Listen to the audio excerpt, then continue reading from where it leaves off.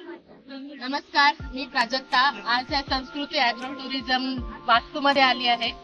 या वास्तूमध्ये आल्यावरच आमचं स्वागत सुद्धा इतकं सुंदर प्रकारे केलेलं आहे.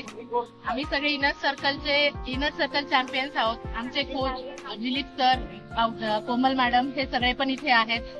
आमचे खूप छान पद्धतीने गेम झाले. गेम करण्यासाठी एवढी मोठी स्पेस अवेलेबल आहे की जवळजवळ 200 लोकांना व्यवस्थित गेम खेळता आला, एवढी जागा आहे.